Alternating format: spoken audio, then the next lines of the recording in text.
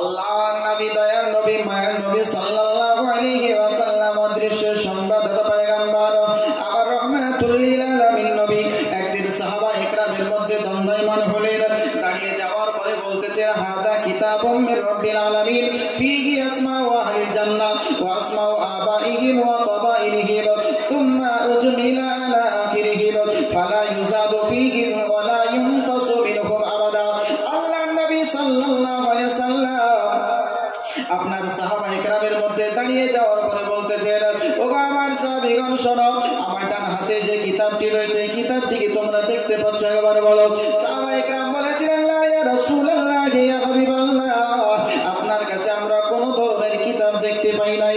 আল্লাহর নবী সাল্লাল্লাহু আলাইহি ওয়াসাল্লাম তো আপনার বলেছিলেন হাদা কিতাবুম মির রাব্বিল আলামিন, আমার কাছে যে কিতাবটি দেখতে পাচ্ছ এই কিতাবটি আমার মহান স্রষ্টা রব্বুল আলামিনের পক্ষ থেকে এসেছে। এই কিতাবের মধ্যে কি লেখা রয়েছে? হাদা কিতাবুম মির রাব্বিল আলামিন ফীহি আসমাউ আহলিল জান্নাহ ওয়া আসমাউ আবাইহিম ওয়া ক্বাবাইলিহিম সুম্মা উজমিলা আলা আখিরিহিম ফালা ইউজাদু ফীহি ওয়া লা ইউনকাসু মিনহুম আবাদা। আল্লাহর নবী সাল্লাল্লাহু আলাইহি ওয়াসাল্লাম তিনি আপনার বলছেন, আমার ডান হাতে যে কিতাবটি রয়েছে কিতাবের মধ্যে লেখা রয়েছে কতজন ব্যক্তি জান্নাতে যাবে, তার নাম কি হবে। শুধু তাই নয়, তার পিতার নাম কি হবে, কোন গোত্রের আপনার মানুষ হবে, কোন দেশের অধিবাসী হবে। সুম্মা উজমিলা আলা আখিরিহিম, শেষে টোটাল করে দেওয়া হয়েছে ফালা ইউজাদু ফীহি ওয়া লা ইউনকাসু মিনহুম আবাদা। এর মধ্যে একজন কম হবে না আর একজন বেশিও হবে না। বলেন সুবহানাল্লাহ। আল্লাহর নবী রাহমাতুল লিল আলামিন নবী গায়বের সংবাদদাতা নবী আমার বাম হাত উত্তোলন করার পরে সাহাবা ইকরামকে বলতেছিলেন, ওগো আমার সাহাবীগণ, আমার বাম হাতে যে কিতাবটি রয়েছে এই কিতাবটি কি তোমরা দেখতে পাচ্ছ? একবার বলো। সাহাবা ইকরাম বলেছিলেন, লা ইয়া রাসূলুল্লাহ, ওগো নবীজি আপনার বাম হাতে আমরা কোন প্রকারের কিতাব দেখতে পাই নাই। আল্লাহর নবী সাল্লাল্লাহু আলাইহি ওয়াসাল্লাম বলেছিলেন, হাদা কিতাবুম মির রাব্বিল আলামিন। আল্লাহর নবী সাল্লাল্লাহু আলাইহি ওয়াসাল্লাম বলতেছেন, আমার বাম হাতে যে কিতাবটি রয়েছে এই কিতাবটি আমার মহান স্রষ্টা রব্বুল আলামিনের পক্ষ থেকে এসেছে। এই কিতাবের মধ্যে কি লেখা রয়েছে? ফীহি আসমাউ আহলিন নার ওয়া আসমাউ আবাইহিম ওয়া ক্বাবাইলিহিম সুম্মা উজমিলা আলা আখিরিহিম ফালা ইউজাদু ফীহি ওয়া লা ইউনকাসু মিনহুম আবাদা। আল্লাহর নবী সাল্লাল্লাহু আলাইহি ওয়াসাল্লাম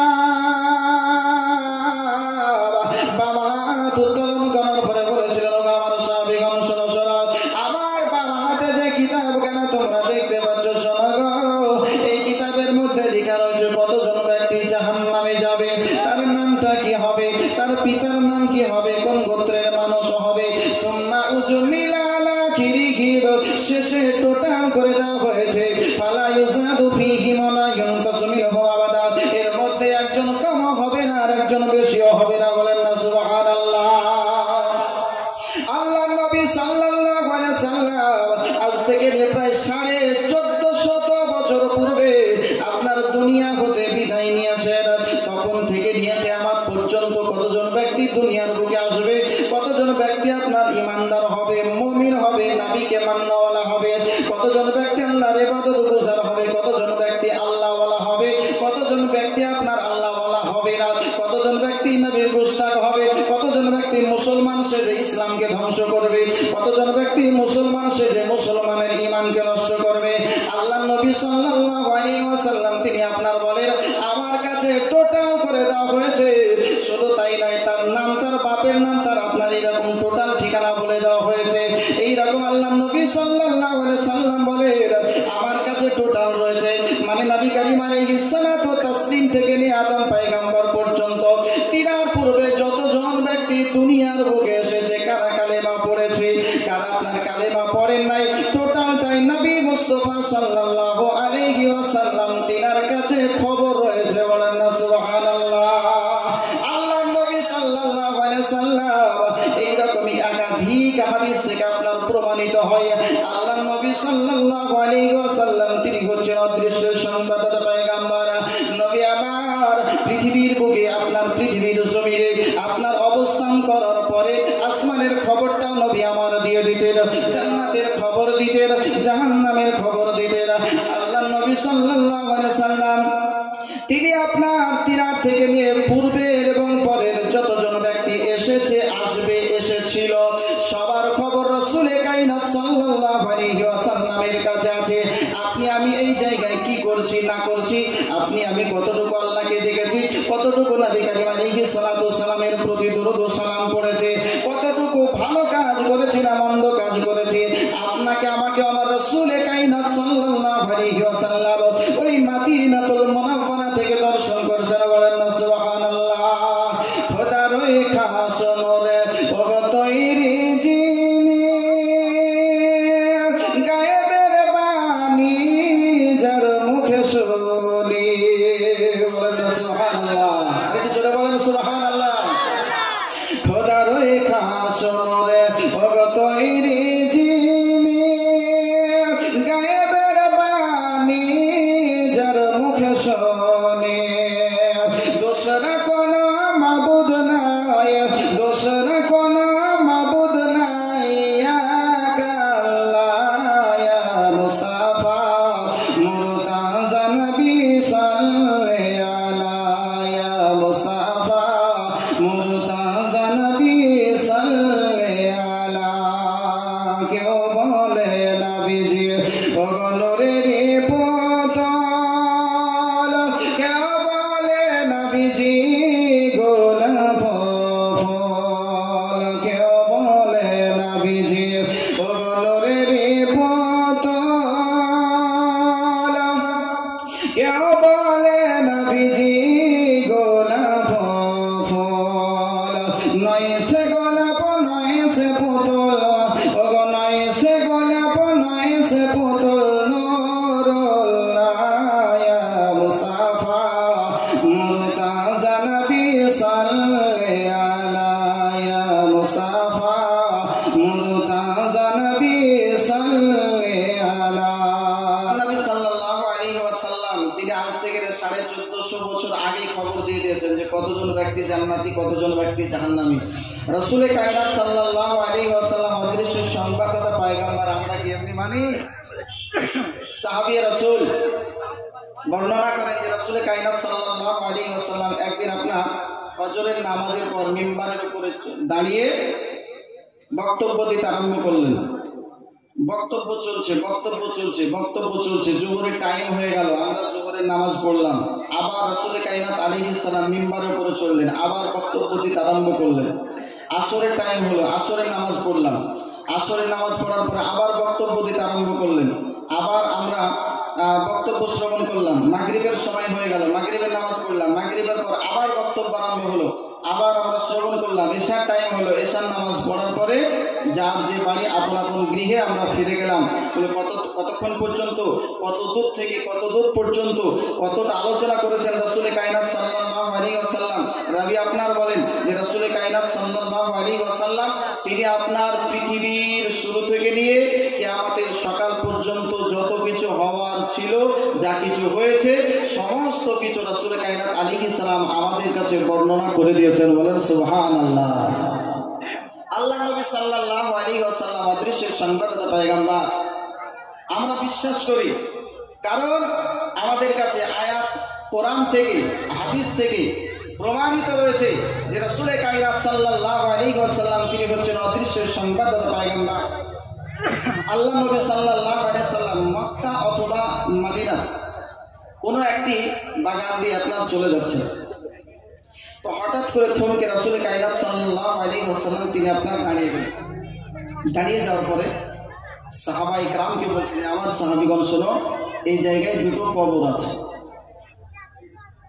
রাসূল কায়নাত সাল্লাল্লাহু আলাইহি ওয়াসাল্লাম বলেছেন কবর আছে।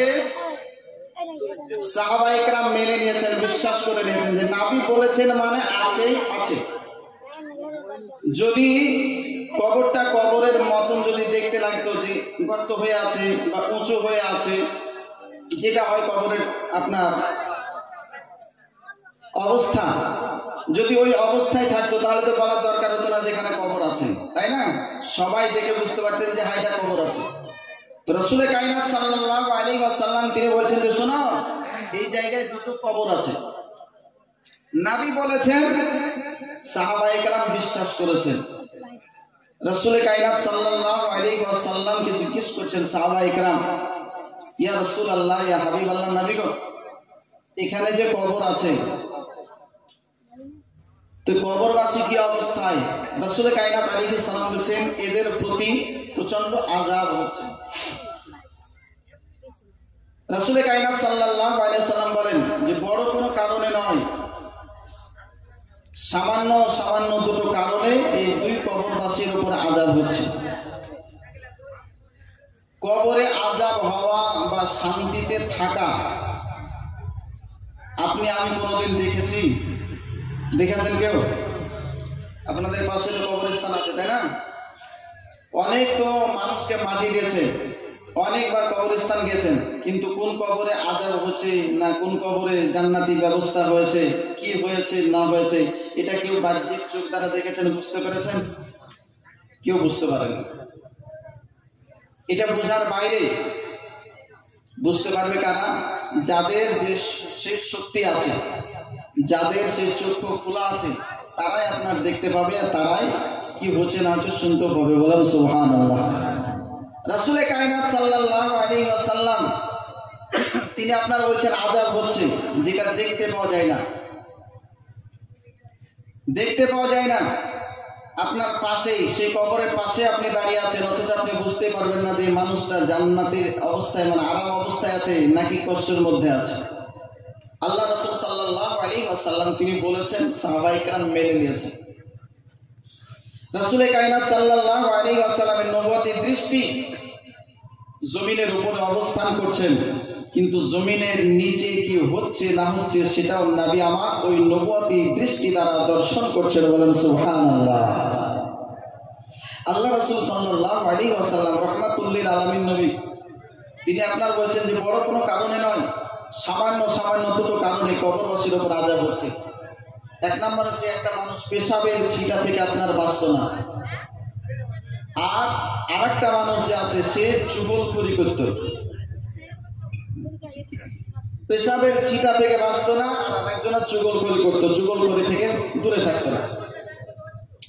পেশাবের ছিটা থেকে বাঁচত না, তার মানে এটাই বোঝা যায় যে পেশাবের ছিটা থেকে বাঁচা আলাদা জিনিস, পেশাবের পর পানি ব্যবহার করা বা কুলুপ ব্যবহার করা সেটা আলাদা জিনিস। পেশাব করার সময় পানি ব্যবহার করলেও বা কুলুপ ব্যবহার করলেও অনেক সময় পেশাবের হালকা হালকা ছিটা আপনার গায়ের দিকে আসে না? এই জন্য মশলা হচ্ছে যে কড়া জায়গাতে, পাথর বা ইট বা এরকম কোনো শক্ত জায়গাতে নয়, নরম জায়গাতে আপনাকে পেশাব করতে হবে, তাহলে কি হবে? পেশাবের ছিটা আপনার গায়ে আসবে না। রাসূল কায়নাত সাল্লাল্লাহু তাআলা আলাইহি ওয়াসাল্লাম তিনি আপনার বলছেন যে পেশাবের ছিটা থেকে বাঁচত না, তার মানে হয়তো পানি ব্যবহার করত, পেশাবের সামান্য ছিটা না, কিছু মনে করতো না, যাই এতে কি হবে? এই সামান্য পেশাবের ছিটা থেকে না বাঁচার কারণে চরম পর্যায়ে তার কবরে আপনার আযাব হচ্ছে, চরম পর্যায়ে আপনার কবরে আযাব হচ্ছে। রাসূল কায়নাত ফখরে মওজুদাত, অদৃশ্যের সংবাদদাতা পয়গম্বর আল্লাহ নবী সাল্লাল্লাহু আলাইহি ওয়াসাল্লাম তিনি বলেন এই কবরে আযাব হচ্ছে পেশাবের ছিটা থেকে না বাঁচার কারণে। আমরা তো অনেকেই এরকম আছি যে আপনার পেশাবের ছিটা তো দূরের কথা, যে পেশাব করার পরে পানি ব্যবহার করার নামই নেই না, আছে না নাই? কিছু মানুষ যারা হয়তো নামাজ পড়ে তারাই হয়তো আপনার পেশাব করার পরে পানি নেয়, কিন্তু অনেকে আছে যে আপনার পেশাব করার পরে পানি ব্যবহার করতে হবে বা কুলুপ ব্যবহার করতে হবে, পবিত্র অবস্থায় থাকতে হবে, এটা তার চিন্তা ভাবনায় নাই। আফসোস লাগে মুসলমান ঘরের ছেলে, তোমাকে পবিত্র অবস্থায় থাকতে হবে, তুমি জানো না? এখনই যদি ইন্তেকাল হয়ে যায়, মৃত্যুবরণ করো, কবরে যাওয়ার পরে উত্তর দিতে পারবে? সম্ভব হবে?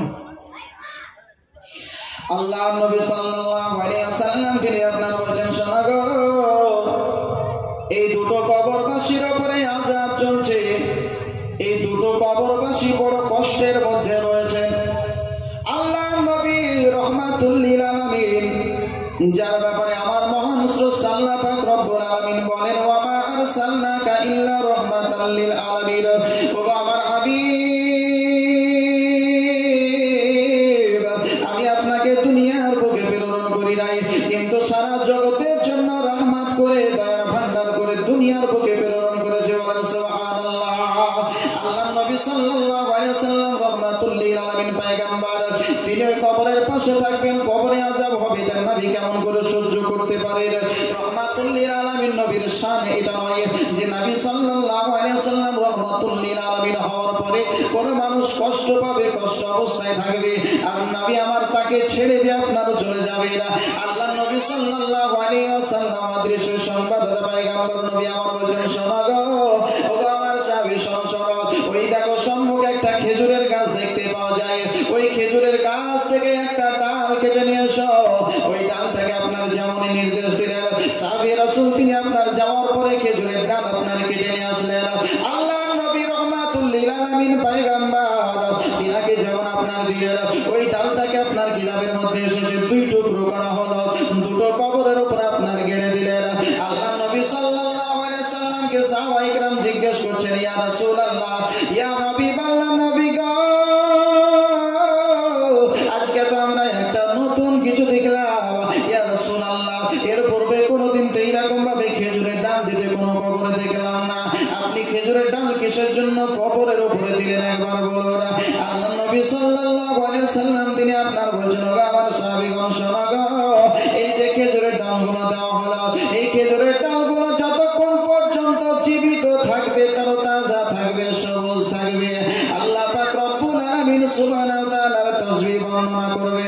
আর আল্লাহ পাক রব্বুল আলামিন পবিত্র কোরআনের মধ্যে একাধিক আয়াতে কারিমা আপনার বলেছেন, সাব্বিহু লিল্লাহি মা ফিস সামাওয়াতি ওয়া মা ফিল আরদ, আবার কখনো বলেছেন সাব্বাহা লিল্লাহি মা ফিস সামাওয়াতি ওয়াল আরদ, আসমান জমিনের মধ্যে যত কিছু আছে সমস্ত জিনিসের তাসবিহ পাঠ করে। আজকে খেজুরের গাছগুলো যত ডালগুলো যতক্ষণ পর্যন্ত তাজা থাকবে, সবুজ থাকবে, এই খেজুরের ডালগুলোর আপনার তাসবিহ পাঠ করবে, আল্লাহ পাক রব্বুল আলামিনের জিকির আজকার করবে, আল্লাহকে ডাকবে, আল্লাহকে ডাকবে। আল্লাহকে ডাকার কারণে, জিকির আজকার করার কারণে এই কবরবাসীর আযাবটা হালকা হয়ে যাবে। জোরে বলেন না সুবহানাল্লাহ। আল্লাহর নবী সাল্লাল্লাহু আলাইহি সাল্লাম তিনি আপনার জানিয়ে দিয়েছেন, যদি এরকম ভাবে তাজা আপনার থাকলে, যদি তাসবিহ পড়ার কারণে যদি কবরের আযাব হালকা হয়ে যায়। এবার যে আমার ভাইরা, আজকে যদি কোনো দিনদার পরেশগার মুমিন মুসলমান যদি কোরআন তেলাওয়াত করে আর তার আত্মীয় স্বজনের জন্য যদি আপনার দোয়ায়ে খায়ের করে, তাহলে কি তার সওয়াবটা তার আত্মীয় স্বজনের কাছে পৌঁছাবে না? বলবো না। আল্লাহর নবী সাল্লাল্লাহু আলাইহি ওয়াসাল্লাম তিনি আপনার জানিয়ে দিয়েছেন, এই ডালটা তাজা থাকলে কবরের আযাব হালকা হবে। আল্লাহর নবী সাল্লাল্লাহু আলাইহি ওয়াসাল্লাম তিনি আপনার চলে গেলেন। বলার উদ্দেশ্য হচ্ছে আমার ভাইরা, আল্লাহর নবী সাল্লাল্লাহু আলাইহি ওয়াসাল্লাম অদৃশ্য সংবাদদাতা পয়গম্বর জমিনের উপরে অবস্থান করার পরে জমিনের নিচের হালাতটা নবী আমার নবুয়তি দৃষ্টি দ্বারা দর্শন করতে পারছেন। জোরে বলেন না সুবহানাল্লাহ। কোরআন বলেছে, মা হুয়া আলাল গায়বি বিদানিরা, আমার হাবিব সাল্লাল্লাহু আলাইহি ওয়াসাল্লাম গায়বের খবর দিতে কৃপণতা করেন না। নবী আমার দেখতে পাচ্ছেন বলে দিলেন, নবী আমার বুঝতে পারছেন বলে দিলেন। এই জন্য কোরআন সাক্ষী দিয়েছেন, নবী আমার গায়বের খবর দিতে কৃপণতা করেন না। আল্লাহর নবী সাল্লাল্লাহু আলাইহি ওয়াসাল্লাম অদৃশ্য সংবাদদাতা পয়গম্বর, দয়ার নবী, মায়ার নবী সাল্লাল্লাহু আলাইহি ওয়াসাল্লাম তিনি আপনার মনে করেন এইরকম মদিনা শরীফের মধ্যে আপনার অবস্থান করতেছেন। আল্লাহ নবী সাল্লাল্লাহু আলাইহি ওয়াসাল্লাম তিনি আপনার এইরকম একজন সাহাবী, যার নাম হচ্ছে হযরতে হারিস বিন উমাইর রাদিয়াল্লাহু তাআলা আনহুকে বলতেছেন, হারিস বিন উমাইর, আজ শোনো গো, তোমাকে একটা পত্র দিচ্ছি, শোনো, এই পত্রখানা নিয়ে তুমি রোম দেশে চলে যাবে। ওই যে রোম দেশের বাদশা রয়েছে, আজকে সে আপনার মনে করেন এইরকম, সে বাদশা আপনার খ্রিস্টান হয়েছে, বা সেই বাদশা আপনার মনে করেন সূর্য পূজারী ছিল, তাকে আপনার বলতেছে যাওয়ার পরে এই পত্রখানা তার কাছে পৌঁছে দিবে, আর তাকে যাওয়ার পরে বলবে এই পত্রখানা নবী মুহাম্মদুর রাসূলুল্লাহ সাল্লাল্লাহু তাআলা আলাইহি ওয়াসাল্লামের পক্ষ থেকে দিয়ে পাঠানো হয়েছে। সাহাবী রাসূল তিনি আপনার রাসূল কায়নাত সাল্লাল্লাহু আলাইহি ওয়াসাল্লামের নির্দেশ পাওয়ার পরে ওই পত্রখানাকে নিয়ে আপনার চলতে আরম্ভ করলেন। মদিনা শরীফ থেকে রোম দেশে আপনার পাড়ি দিলেন। কয়েক দিনের আপনার পথ, আপনার এক মাসের অধিক আপনার পথ, আপনার সাহাবী রাসূল রাসূলে কায়নাত সাল্লাল্লাহু আলাইহি ওয়াসাল্লামের নির্দেশে আপনার পানি দিলেন। চিন্তা করলেন না রাস্তার মাঝে আমার বিপদ আসতে পারে, রাস্তার মাঝে হয়তো আমার কিছু হতে পারে। আল্লাহর নবী বলেছেন আমাকে মেনে নিতে হবে, এটাই হচ্ছে একজন মুমিন হিসাবে আপনার কর্তব্য। যদি প্রকৃতভাবে তুমি নবীকে ভালোবেসে থাকো, আজকে নবী সাল্লাল্লাহু আলাইহি সাল্লাম কিছু বলবে তুমি শুনবে না, সেটা হবে না। নবী যে অবস্থায় যে সময় যেভাবে বলবে, একজন মুমিন হিসাবে নবীর গোলাম হিসাবে সেটাকে প্রাধান্য দেওয়াটাই হচ্ছে মুমিনের কাজ। বলেন সুবহানাল্লাহ। হারিস বিন উমাইর রাদিয়াল্লাহু তাআলা তিনি আপনার পত্রখানা নিয়ে একটা ঘোড়ার পেশা রোহণ করে চলতে আরম্ভ করলেন। একদিন দুই দিন করতে করতে কয়েকটা আপনার দিন পার হয়ে গেল। আপনার বলা হয়েছে প্রায় 1 মাসের পথ তিনি অতিক্রম করেছেন। কিলোমিটারের দিক থেকে যদি আপনার দেখা যায়, কিতাবের মধ্যে আপনার এসেছে প্রায় আপনার 1000 কিলোমিটার রাস্তা তিনি অতিক্রম করেছেন। রোম দেশে পৌঁছাবেন এমন সময় ওই রোম দেশের একজন আমির, একজন ব্যক্তি, ওই ব্যক্তি আপনার সাহাবী রাসূল হযরতে হারিস বিন উমাইর রাদিয়াল্লাহু তাআলা কে পাকড়াও করে নিয়েছে। হারিস বিন উমাইর রাদিয়াল্লাহু তাআলা কে দেখেছে, এটা তো আমাদের মতন মনে হয় না, দেখে তো মনে হচ্ছে মুসলমান, দেখে তো মনে হচ্ছে কালমা পড়নেওয়ালা, দেখে তো মনে হচ্ছে রাসূল কায়নাত সাল্লাল্লাহু আলাইহি ওয়াসাল্লামের গোলাম। ওই ব্যক্তিকে আপনার ধরার পরে বলতেছে, শোনো গো, তুমি কি মদিনা শরীফ থেকে এসেছো নাকি একবার বলো। বলতেছে, বলে হ্যাঁ আমি মদিনা শরীফ থেকে এসেছি। বলে কার কাছ থেকে এসেছো একবার বলো। বলতেছে, বলে আমি মুহাম্মাদুর রাসূলুল্লাহ সাল্লাল্লাহু তাআলা আলাইহি ওয়াসাল্লামের কাছ থেকে এসেছি। বলে কিসের জন্য এসেছো বলো বলো। বলে আমি এই যে রোম দেশের বাদশা, ওই রোম দেশের বাদশার সঙ্গে সাক্ষাৎ করার জন্য আমি এসেছি। যেমন কিনা আপনার বলা সঙ্গে সঙ্গে ওই ব্যক্তি আপনার ওই হারিস বিন উমাইর রাদিয়াল্লাহু তাআলা আনহুর উপরে আপনার আক্রমণ করবে, এই জন্য আপনার তিনাকে ঘোড়ার পৃষ্ঠ থেকে নামিয়ে দেওয়া হয়েছে।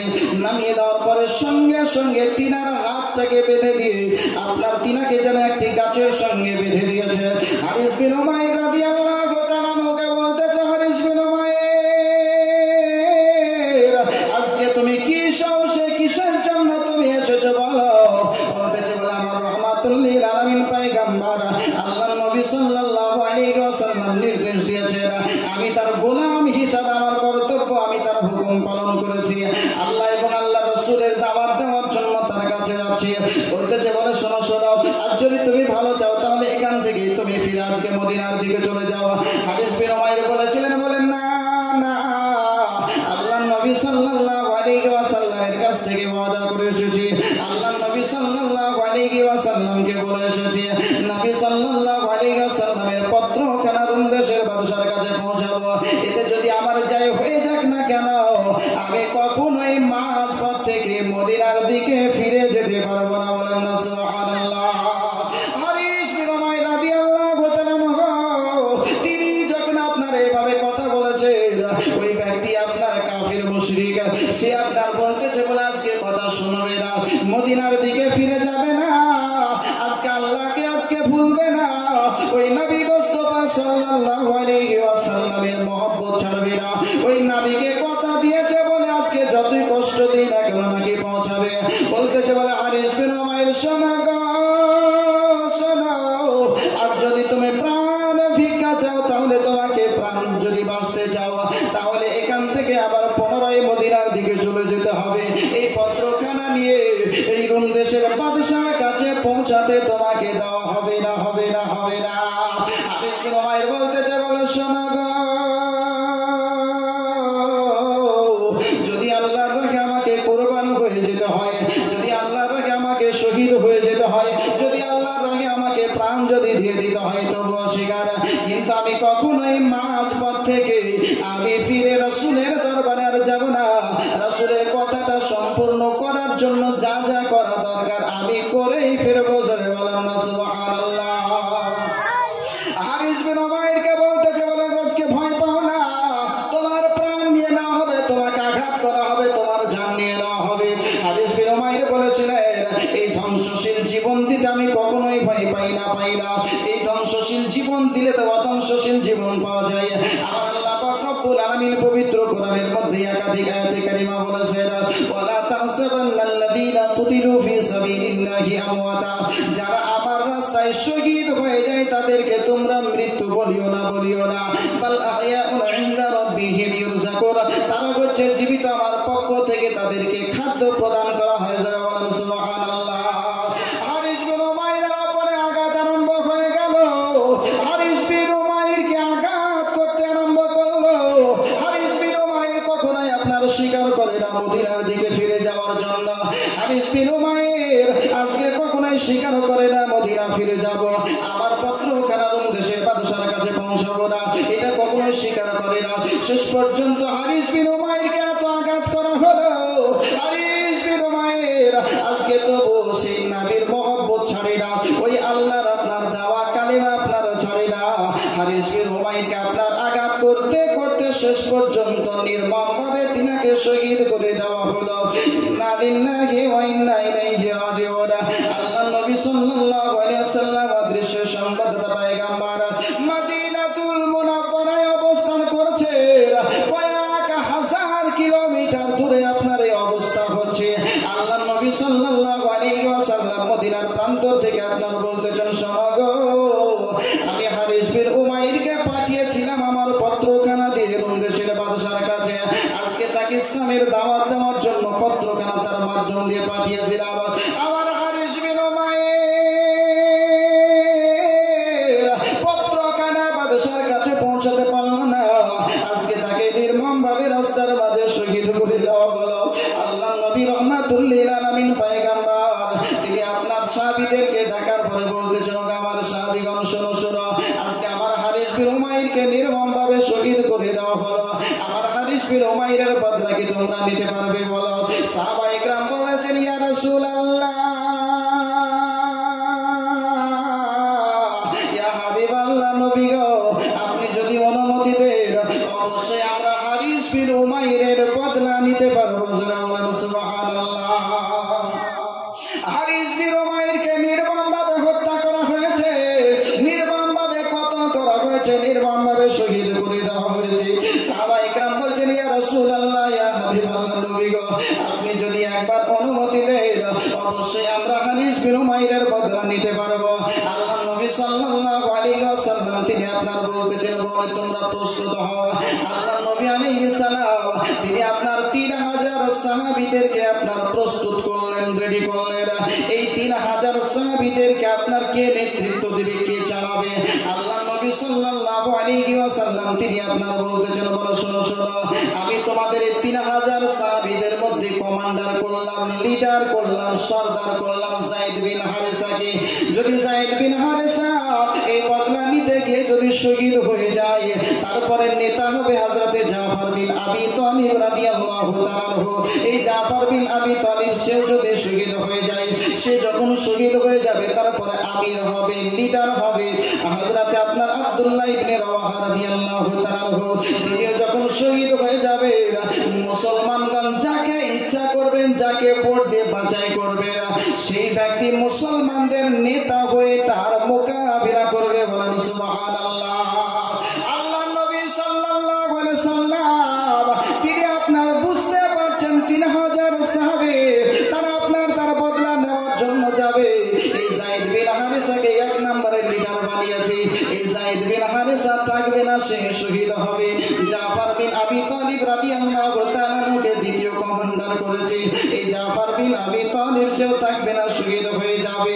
তারপর আব্দুল্লাহ ইবনে রাওয়াহাকে কমান্ডার করা হয়েছে, সেও থাকবে না, শহীদ হয়ে যাবে। তারপরে মুসলমানগণ যাকে নির্বাচন করবে তারই দ্বারাই ইসলামের জয়ের পতাকা উড়বে।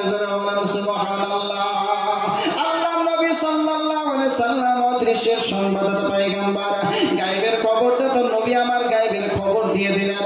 সাহাবায়ে কেরামকে বলতেছেন, তোমরা প্রস্তুত হয়ে যাও। সমস্ত সাহাবায়ে কেরাম রেডি হয়েছেন। হযরতে জাফর বিন আবি তালিব রাদিয়াল্লাহু তাআলা তিনি আপনার বাড়ি গিয়েছেন। বাড়ি যাওয়ার পরে যুদ্ধের পোশাক নিচ্ছেন, তলোয়ার নিচ্ছেন। আর নিজের বিবি সাহেবা নিজের অর্ধাঙ্গিনীকে বলতেছেন, বিবি রে, আজকে শেষবারের মতন যা তোমার কথা আছে বিবি বলে নাও। আর হয়তো তোমার আমার সঙ্গে কোনোদিন আলাপ হবে না, আর হয়তো তোমার আমার সঙ্গে কোনোদিন সাক্ষাৎ হবে না, আর কোনোদিন হয়তো তোমার আমার আলাপ আলোচনা হবে না রে বিবি। আজকে শেষবারের মতন যা দেখার আছে দেখে নাও, কথা যা বলার আছে বলে নাও। বলতেছে, বলে স্বামী গো,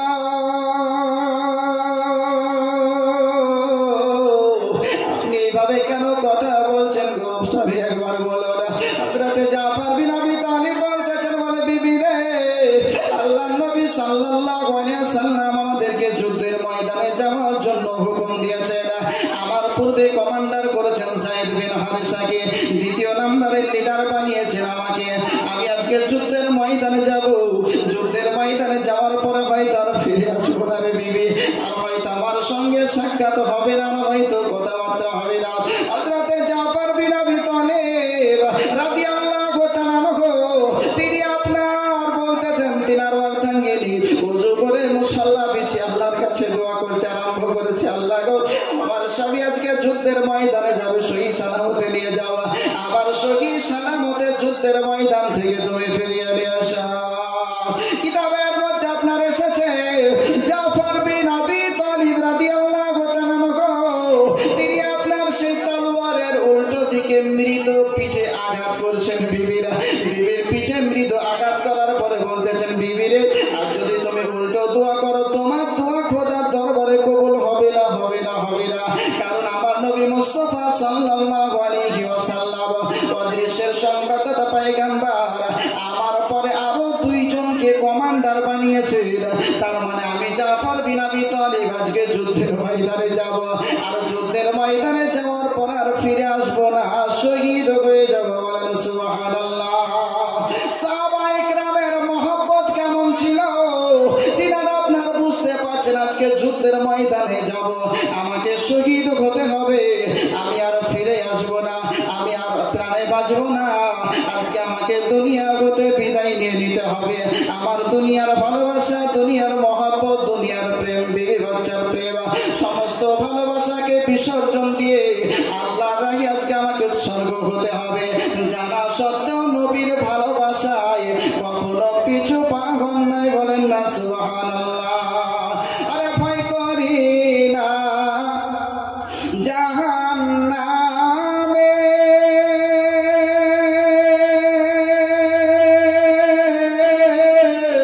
আগুন ডরায় আমার নবীর নামে রে।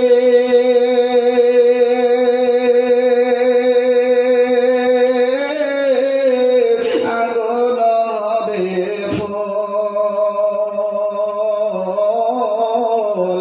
আরে খোদার নূরে তৈরি গয়া আমার মুহাম্মদ রাসূল, খোদার নূরে তৈরি গয়া আমার মুহাম্মদ রাসূল। জান্নাতের হুরো পরি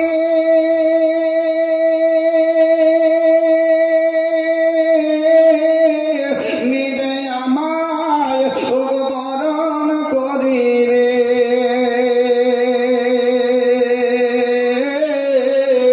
গলায় পরাবে ফুল,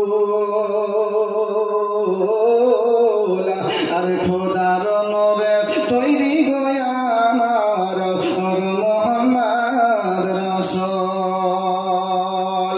নবী আমার পাকা কান্ডারে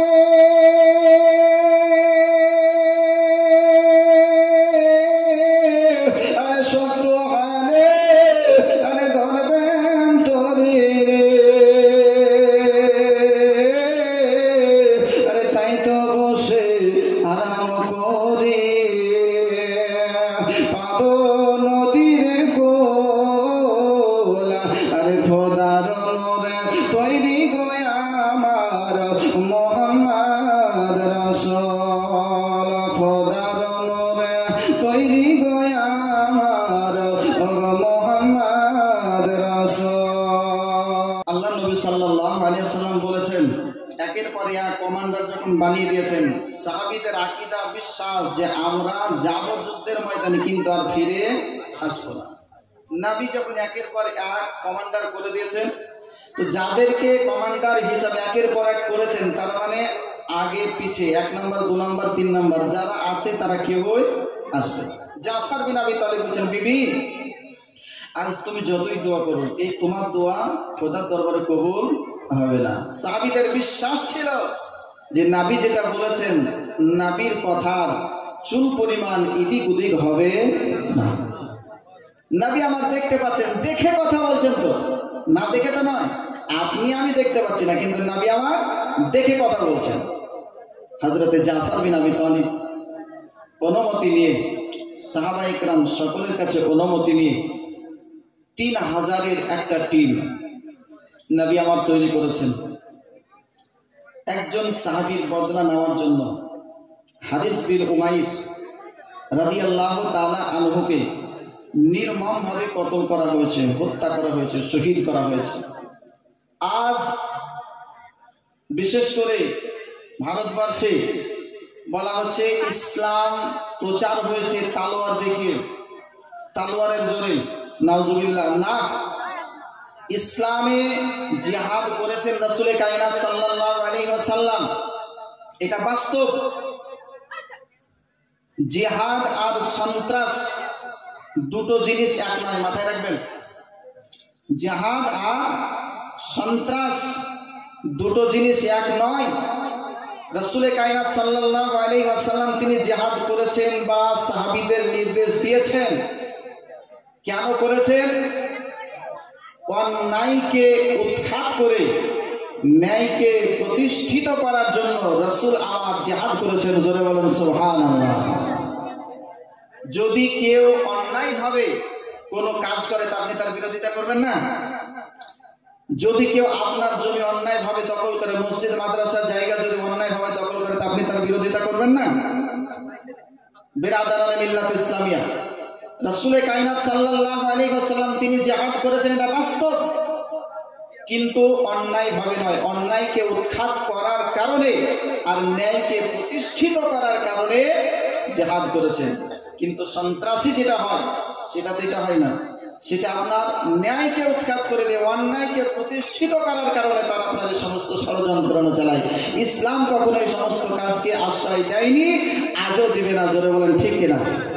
বিরাদারানে মিল্লাত ইসলামিয়া, রাসূল কায়নাত সাল্লাল্লাহু আলাইহি ওয়াসাল্লাম 3000 সাহাবীকে প্রস্তুত করে নিয়ে হযরতে যায়েদ বিন হারেসা রাদিয়াল্লাহু তাআলা আনহুর হাতে ইসলামের একটি পতাকা তুলে দিলেন। যে পতাকাটার রং ছিল আপনার কি? সাদা। কি রঙের পতাকা ছিল?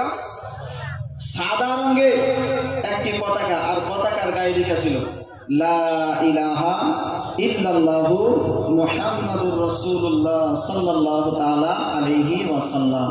এই ইসলামের পতাকা ঝান্ডা উঁচু করে হযরতে যায়েদ বিন হারেসা রাদিয়াল্লাহু তাআলা আনহুর হাতে আপনার তুলে দিলেন।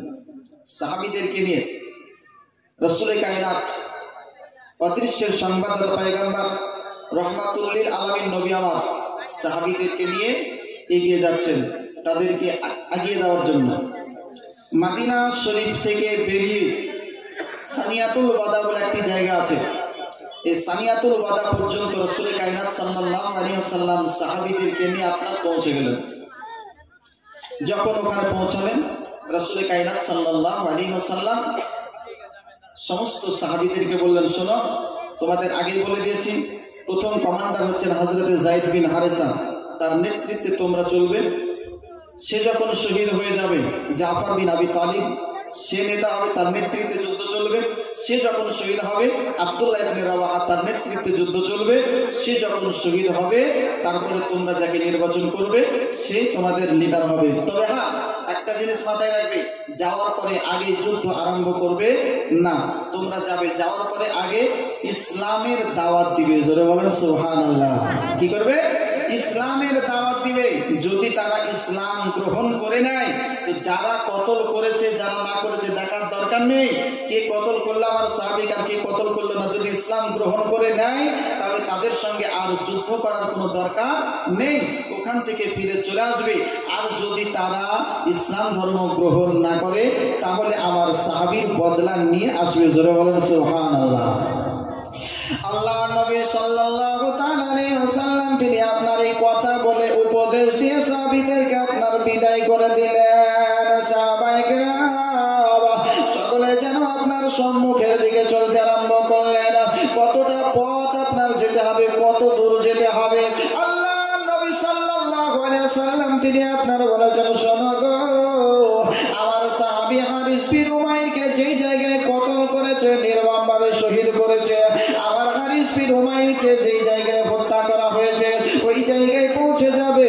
পৌঁছে যাওয়ার পরে আজকে তার বদলা নিবে। যদি ইসলাম গ্রহণ করে তাহলে বদলা নেওয়ার কোনো দরকার নাই। সাহাবায়ে কেরাম বলতেছেন, বলে শোনো শোনো, এই পথটা কত দূরের আপনার পথ ছিল?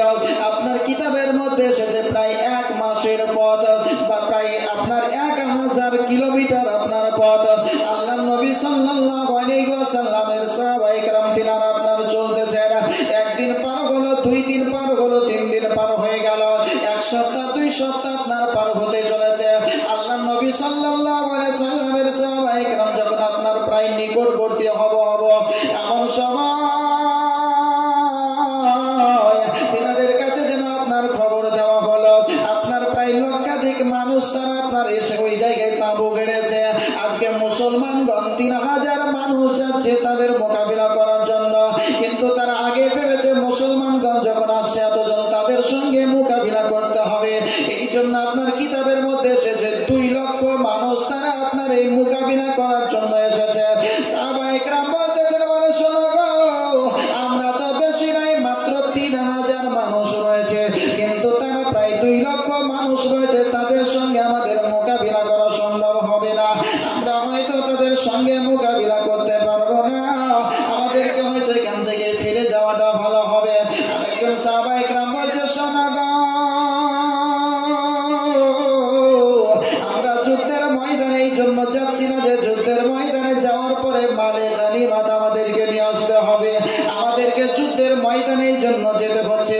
আল্লাহ নবী সাল্লাল্লাহু আলাইহি ওয়াসাল্লাম যখন বলে দিয়েছেন আমাদেরকে যেতে হবে, শহীদ হতে হবে, রক্ত দিতে হবে, ইসলামকে বাঁচাতে হবে, জোরে বলেন না সুবহানাল্লাহ।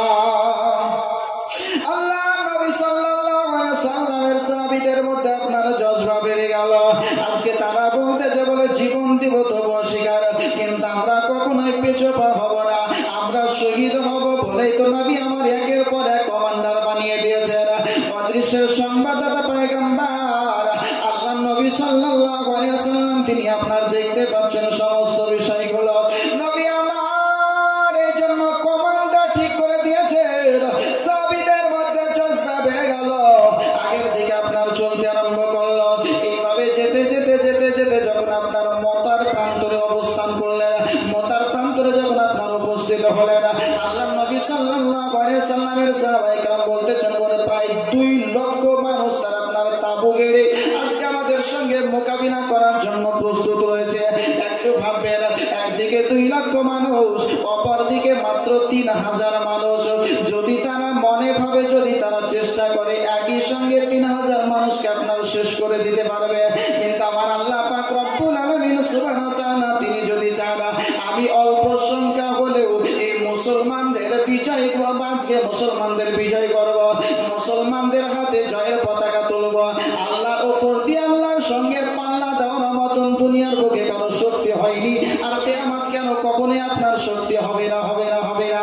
আল্লাহ নবী সাল্লাল্লাহু আলাইহি ওয়াসাল্লামের সাহাবায়ে কেরাম বদরের প্রান্তরে আপনার যুদ্ধ করেছেন। একদিকে আপনার প্রায় 1000 আপনার কাফির মুশরিক, অপরদিকে মাত্র 313 জন সাহাবী। অন্যান্য যুদ্ধে কোন কোন যুদ্ধে আপনার দেখা গিয়েছে মাত্র আপনার 700 জন সাহাবী, অন্যদিকে আপনার কাফির মুশরিক প্রায় 3000। এই জায়গায় 3000 মুসলমান হলেও 2 লক্ষ আপনার কাফির মুশরিক তারা মোকাবিলা করার জন্য চলে এসেছে। আল্লাহ নবী সাল্লাল্লাহু আলাইহি ওয়াসাল্লামের সাহাবায়ে কেরামের ঈমান কত মজবুত ছিল দেখুন। তিনাদের মনে বিশ্বাস রয়েছে, আজকে যদি আমরা ইসলামের খাতিরে শহীদ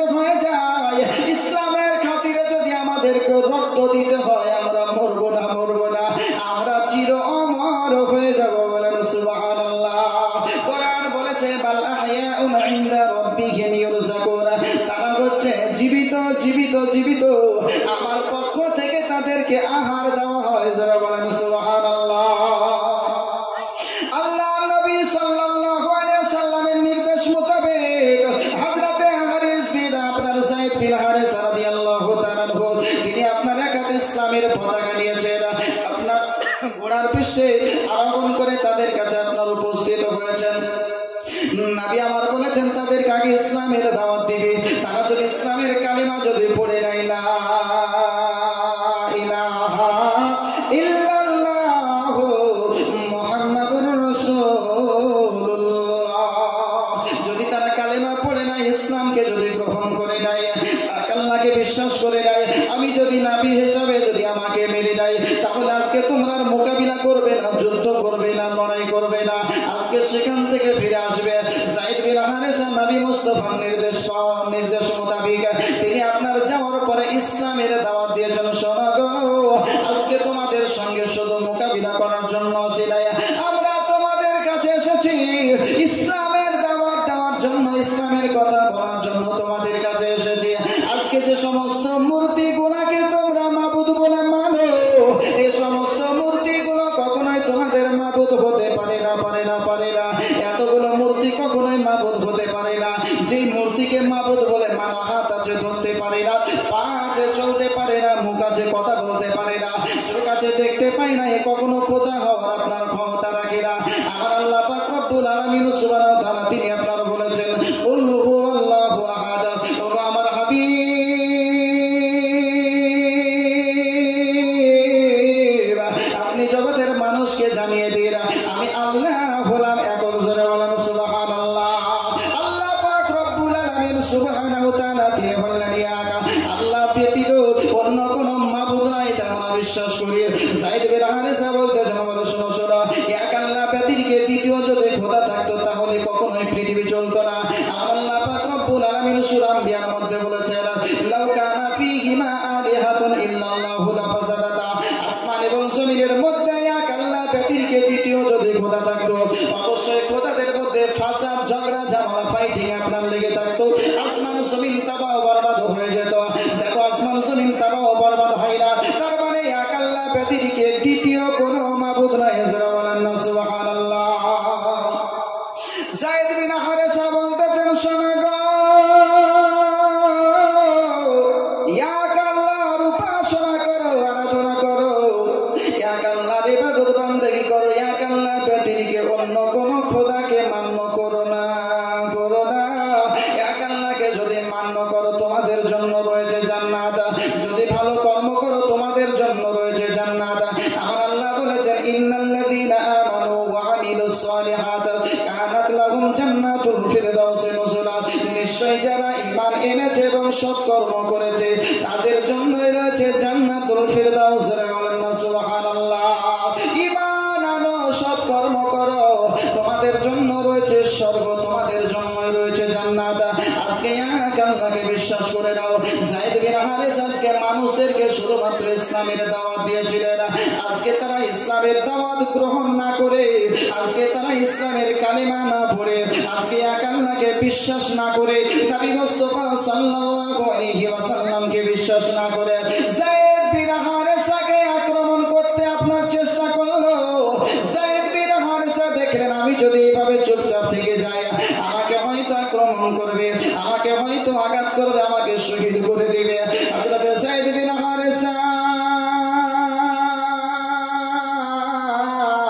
রাদিয়াল্লাহু তাআলা তিনি আপনার বলতেছেন ঘোড়ার পৃষ্ঠ থেকে নেমে গেলাম আজকে দেখলাম এরা ভালো কথা শুনবে না আজকে এরা স্বর্গ লাভ করবে না এরা জান্নাত লাভ করবে না আল্লাহ রাসূলের পথে আসবে না আজকে মানুষ কুলে জন্ম নেওয়ার পরে ওরা মানুষ হবে না হযরত যায়েদ বিন হারিসা বলতেছেন বলে তাদের সঙ্গে মোকাবিলা আরম্ভ করে দিলাম যুদ্ধ আরম্ভ করে দিলাম লড়াই আরম্ভ হয়ে গেল আজকে যায়েদ বিন হারিসা তাদের সঙ্গে ঢুকে আপনার যুদ্ধ করতে আরম্ভ করলেন এখন একটা সময় আসলো যায়েদ বিন হারিসা রাদিয়াল্লাহু তাআলা ঢুকে আপনার নির্মম ভাবে এত আপনার আঘাত করা হলো তীর মারা হলো নিজে মারা হলো হযরত যায়েদ বিন হারিসা রাদিয়াল্লাহু তাআলা তিনি আপনার স্থির থাকতে পারলেন না এমন একটা সময় আসলো তিনি আপনার জমিনের বুকে লুটিয়ে পড়লেন তিনার দেহ থেকে মস্তকটাকে আলাদা করে দেওয়া হলো ইন্না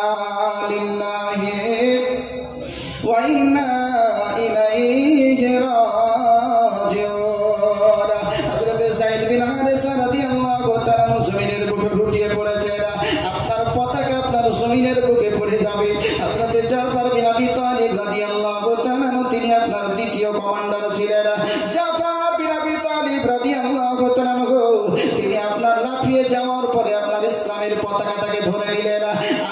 জাফর বিন আবি তালিব রয়েছি, আমি ইসলামের পতাকা জমিনের বুকে পড়তে দেব না, দেব না, দেব না। বলেন সুবহানাল্লাহ। জাফর বিন আবি তালিব ইসলামের পতাকাটাকে ধরে উত্তোলন করে আজকে তাদের সঙ্গে মোকাবিলা আরম্ভ করে দিলেন, যুদ্ধ আরম্ভ করে দিলেন। হযরতে আপনার জাফর বিন আবি তালিব এমন ভাবে যুদ্ধ করছেন, তিনার সঙ্গে মোকাবিলা করার মতন কোন মানুষের যেন আর সাহস হয় না, শক্তি হয় না। জাফর বিন আবি তালিব রাদিয়াল্লাহু তাআলা সম্মুখের দিকে চলে যান। এমন সময় রোম দেশের একজন ঈসাই পিছন থেকে এত জোরে হযরতে জাফর বিন আবি তালিব রাদিয়াল্লাহু তাআলা নগর বাজুর উপরে আঘাত করলো, এত জোরে আঘাত করলো হযরতে জাফর বিন আবি তালিবের একটা বাজু কেটে যেন আপনার ঢুকে গেল। জাফর বিন আবি তালিব রাদিয়াল্লাহু তাআলা কাটা বাজু দিয়ে আপনার এরকম ভাবে আপনার ইসলামের পতাকাটাকে ধরে বাম হাতে তলোয়ার নিয়ে ইসলামকে রক্ষার জন্য কাজ চালিয়ে যান, কাজ চালিয়ে যান, তাদের সঙ্গে মোকাবিলা করে যান। এমন একটা সময় আসলাম একজন পেছন থেকে এত জোরে আঘাত করলো, হযরতে জাফর বিন আবি তালিবের দুই বাজু কেটে গেল। আজকে পতাকা ধরে রাখার মতন ক্ষমতা না হয়, কিন্তু তবু জাফর বিন আবি তালিব বলতেছেন, বলে যতক্ষণ পর্যন্ত আমার প্রাণ থাকবে আমি ইসলামকে কখনোই নিচে আসতে দেব না, ইসলামের মান মর্যাদা নিচে আসবে এটা আমি জাফর বিন আবি তালিব চাই না। বলেন সুবহানাল্লাহ।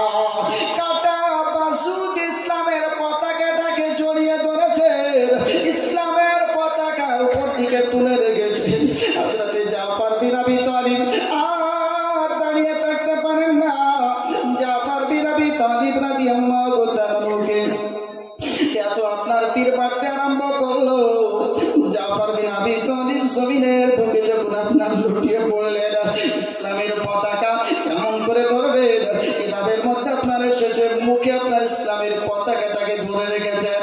এমন সময় হযরতে জাফর বিন আবি তালিব রাদিয়াল্লাহু তাআলা নূর দেহ থেকে যখন মস্তকটাকে আলাদা করে দেওয়া হয়, যখন শহীদ করে দেওয়া হয়, ইসলামের পতাকা নিচে চলে আসবে। জাফর বিন আবি তালিব বলতেছেন, বলে এটা আমি মানতে পারি না। জাফর বিন আবি তালিব ওই কাটা মাথায় তো ইসলামের পতাকাটাকে উপরের দিকে করে রেখেছেন। বলেন সুবহানাল্লাহ। সাহাবীদের মধ্যে আব্দুল্লাহ বিন রাওয়াহাকে খোঁজাখুঁজি চলছে, কোথায় আব্দুল্লাহ বিন রাওয়াহা? আর আব্দুল্লাহ বিন রাওয়াহাকে দেখতে পাওয়া যায় না। হযরত আব্দুল্লাহ বিন রাওয়াহা আপনার সেই আপনার সৈন্য বাহিনীর আপনার এক প্রান্তরে একদিকে তিনি আপনার বসে কিছু খাবো মনে করতেছিলেন। আজ কয়েকদিন অনাহারে রয়েছে, আজকে খাওয়া নাই, পান করা নাই, অনাহার অবস্থায় ইসলামকে রক্ষার জন্য যুদ্ধ চলছে, ইসলামকে রক্ষার জন্য আজকে লড়াই চলছে। আজ 3 দিন থেকে কোন রকম ভাবে পেটে আহার যায় নাই। আব্দুল্লাহ বিন রাওয়াহা তিনি আপনার কিছু খাবো মনে করে গোশত ছিলেন, গোশতটাকে মুখের কাছে দিয়েছেন। এমন সময় সাহাবী রাসূল বলতেছেন, বলে শোনো শোনো, এখনো তুমি দুনিয়ার মানবতার সঙ্গে সম্পর্ক রেখেছো। ওই দেখো জাফর বিন আবি তালিব জমিনের বুকে পড়ে গেছে, জাফর বিন আবি তালিব শহীদ হয়ে গেছে। যেমনি আপনার বলা আব্দুল্লাহ ইবনে রাওয়াহা রাদিয়াল্লাহু তাআলা তিনি বলতেছেন, বলে শোনো শোনো, আমি আর খাবো না, আমি আর পান করবো না, আমাকে আপনি যুদ্ধের ময়দানে যেতে হবে। যুদ্ধের পোশাক পরে ঢাল তলোয়ার নিয়ে তিনি আবার যুদ্ধের ময়দানে লাফিয়ে পড়লেন। বলেন সুবহানাল্লাহ। জাফর বিন আবি তালিব রাদিয়াল্লাহু তাআলা সেই পতাকা হাতে ধরলেন, ইসলামের পতাকা হাতে ধরে তাদের সঙ্গে আপনার মোকাবিলা করতে আরম্ভ করলেন। ইনারা হচ্ছেন শুধুমাত্র 3000 মানুষ, ওইদিকে কাফের মুশরিকরা আপনার লক্ষাধিক 2 লক্ষ মানুষ। এই 2 লক্ষ মানুষের সঙ্গে সামান্য কয়েকজন মানুষ আপনার মোকাবিলা করছে, কিন্তু তবু এদের সঙ্গে মোকাবিলা করা তাদের সাহস হয় না। কারণ ইনাদের বিশ্বাস ছিল আমরা যুদ্ধ করে যাব, বেঁচে মদিনা ফিরে যাওয়ার জন্য আজকে মতার প্রান্তরে আসি নাই, আজকে শহীদ হয়ে অমর হয়ে এই জায়গা থেকে ফিরে জান্নাতে যাব। জোরে বলেন না সুবহানাল্লাহ। সাহাবীদের বিশ্বাস রয়েছে, এই বিশ্বাস নিয়ে তিনারা আপনার যুদ্ধ করে যাচ্ছেন, যুদ্ধ করে যাচ্ছেন। হযরতে আপনার জাফর বিন আবি তালিব শহীদ হলেন, আব্দুল্লাহ বিন রাওয়াহা তাদের সঙ্গে আপনার মোকাবিলা করছেন। ওইদিকে আমার অদৃশ্যের সংবাদদাতা পয়গম্বর আল্লাহর নবী সাল্লাল্লাহু আলাইহি ওয়াসাল্লাম মদিনাতুল মুনাওয়ারায় মসজিদে নববীতে মিম্বারের উপরে চড়ে সাহাবীদেরকে একত্রিত করার পরে ভাষণ দিতে আরম্ভ করেছেন। ওগো আমার সাহাবীগণ, শোনো শোনো শোনো, আজকে মদিনাতুল মুনাওয়ারায় তোমাদেরকে খবর দিচ্ছি, শোনো। ওই যে মুতার প্রান্তরে আমার সাহাবীদেরকে পাঠিয়েছে, শোনো গো, আজকে আমার সাহাবায়ে কেরাম তারা হলো 3000, ওই দিকে 2 লক্ষ মানুষের সঙ্গে তারা মোকাবিলা করতেছে। ও আমার সাহাবীগণ, শোনো, আজকে এরকম পরিস্থিতি হয়েছে, আমার যায়েদ বিন হারেসা শহীদ হয়ে গেল। এখন ইসলামের পতাকা জাফর বিন আবি তালিবের হাতে, জাফর বিন আবি তালিব সেও শহীদ হয়ে গেল। এবার ইসলামের পতাকা আব্দুল্লাহ ইবনে রওয়াহা ধরেছে। আজকে কাফির মুশরিকদের সঙ্গে মোকাবিলা চলছে। যারা বলেন না সুবহানাল্লাহ। নবী আমার মদিনায় অবস্থান করছেন আর যুদ্ধ চলছে প্রায় 1000 কিলোমিটার দূরে। নবী মদিনায় অবস্থান করে ওই আপনার মুতার প্রান্তরের সমস্ত হিস্ট্রি, সমস্ত খবর মসজিদে নববীতে সাহাবীদের মধ্যে ব্যক্ত করছেন যে আজকে তারা এরকম ভাবে যুদ্ধ করছে। সাহাবায়ে কেরাম, আমার যায়েদ বিন হারেসা শহীদ হলো, জাফর শহীদ হয়ে গেল, আব্দুল্লাহ ইবনে রওয়াহা পতাকা নিয়েছে, আব্দুল্লাহ ইবনে রওয়াহার হাতে পতাকা ইসলাম। আজকে ইসলামের পতাকা তার হাতে রয়েছে। আব্দুল্লাহ ইবনে রওয়াহা যুদ্ধ করতেছেন, নবীর চোখ দিয়ে টসটস করে জল ঝরছে, নবী আমার কন্দন করছেন, নবীর চোখ দিয়ে জল বেরোচ্ছে, আর নবী আমার সেই যুদ্ধের ময়দানে কি হচ্ছে না হচ্ছে ডিটেলস মনে হচ্ছে নবী আমার দেখে কথা বলছেন। জোরে বলেন সুবহানাল্লাহ। কোরআন বলেছে ওমা হুয়া আলাল গায়বি বিদানীন, যে গায়বের খবর দিতে নবী আমার কৃপণতা করেন না। আল্লাহ নবী সাল্লাল্লাহু আলাইহি ওয়াসাল্লাম একের পর এক সমস্ত খবরগুলো বর্ণনা দিচ্ছেন। এইদিকে আব্দুল্লাহ ইবনে রওয়াহা রাদিয়াল্লাহু তাআলা আনহু তিনি আপনার যুদ্ধ করতে করতে করতে করতে এক সময় তিনি আপনার ওই কাফিরদের হাতে আল্লাহটাকে সাড়া দিয়ে চিরতরে দুনিয়াতে বিদায় নিয়ে শহীদ হয়ে গেলেন। ইন্না লিল্লাহি ওয়া ইন্না ইলাইহি রাজিউন।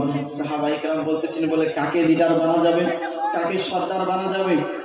নবী তো বলেছেন প্রথম যায়েদ বিন হারেসা, তারপর জাফর বিন আবি তালিব, তারপর আব্দুল্লাহ ইবনে রওয়াহা, 3 জনাই তো শহীদ হয়ে গেলেন। নবী বলেছিলেন তারপরে মুসলমানগণ যাকে নির্বাচন করবেন সেই মুসলমানদের নেতা হবে। সাহাবায়ে কেরাম একত্রিত হওয়ার পরে বলছেন কাকে নেতা বানানো যায়? এক বাক্যে সবাই বললেন খালিদ বিন ওয়ালিদকে নেতা হিসেবে আমরা দেখতে চাই। বলেন সুবহানাল্লাহ।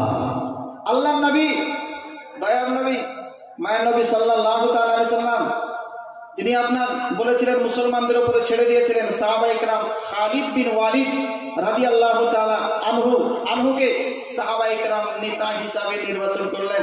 কিতাবের মধ্যে এসেছে যে খালিদ বিন ওয়ালিদ রাদিয়াল্লাহু তাআলা আনহু এই মুতার প্রান্তরে যে অংশগ্রহণ করেছেন যুদ্ধের ময়দানে, তিনি ইসলাম গ্রহণ করার পরে এটাই হচ্ছে তিনার লাইফে প্রথম মুসলমানদের পক্ষ থেকে আমার কাজ করছেন। বলেন সুবহানাল্লাহ। কারণ রাসূল কায়নাত সাল্লাল্লাহু আলাইহি ওয়াসাল্লাম তিনি আপনার আগেই বলেছিলেন যে আমি খালিদ বিন ওয়ালিদের মধ্যে ওই সমস্ত গুণগুলো দেখতে পাচ্ছি, ওই সমস্ত ভালো আলামতগুলো দেখতে পাচ্ছি যে গুণগুলো মুসলমানদের মধ্যে হওয়া দরকার। যে রাসূল কায়নাত সাল্লাল্লাহু আলাইহি ওয়াসাল্লামের সাহাবী হযরত আব্দুল্লাহ ইবনে রওয়াহা রাদিয়াল্লাহু তাআলা নবীর শহীদ হয়েছেন। খালিদ বিন ওয়ালিদ বলেন যে ইসলাম গ্রহণ করার পরে এটাই হচ্ছে তিনার লাইফে প্রথম মুসলমানদের পক্ষ থেকে কাজ করছেন। এর আগে যা লড়াই করেছেন তা কাফিরদের হয়ে মুসলমানদেরকে আক্রমণ করেছেন, কিন্তু নবী দেখছেন যে তার মধ্যে গুণগুলো, যে মুসলমানদের মধ্যে যে গুণগুলো থাকা দরকার, তো খালিদ বিন ওয়ালিদের জন্য দোয়া করেছিলেন। খালিদ বিন ওয়ালিদ কালিমা পড়ে মুসলমান হয়েছিলেন। জোরে বলেন সুবহানাল্লাহ। মুসলমানদের পক্ষ থেকে প্রথম আপনার কাজ করছেন, প্রথম লড়াই করছেন। খালিদ বিন ওয়ালিদকে নেতা বানানো হয়েছে, লিডার বানানো হয়েছে, কমান্ডার বানানো হয়েছে। খালিদ বিন ওয়ালিদ রাদিয়াল্লাহু তাআলা আনহু তিনি আপনার সমস্ত সাহাবীদেরকে একত্রিত করার পরে যে যেখানে আপনার নিয়োগ ছিলেন তাদেরকে জায়গা চেঞ্জ করাচ্ছেন। বলছেন তুমি ওই দিকে, তুমি সেই দিকে, এই দিকে আপনার জায়গা চেঞ্জ করছেন। খালিদ বিন ওয়ালিদ রাদিয়াল্লাহু তাআলা আনহুর নেতৃত্ব দেখে কাফির মুশরিকরা ভয় পেয়ে গেল, এদের কাছে হয়তো অন্য কোনো শক্তি এসে গেছে, এই জন্য হয়তো এইরকম ভাবে আজকে সর্দারদেরকে, এইরকম ভাবে হয়তো সেনাবাহিনীদেরকে নিযুক্ত করা হচ্ছে। এই আপনার একটা আতঙ্ক তাদের দিকে জন্মে গেল। এটা তো হবে, এটা তো আমার আল্লাহ পাক রব্বুল আলামিনের ইচ্ছা। আল্লাহ পাক রব্বুল আলামিন এটাই চাইছেন যে আমি মুসলমান কম হলেও আমি মুসলমানদেরই বিজয় ঘটাবো। জোরে বলেন সুবহানাল্লাহ।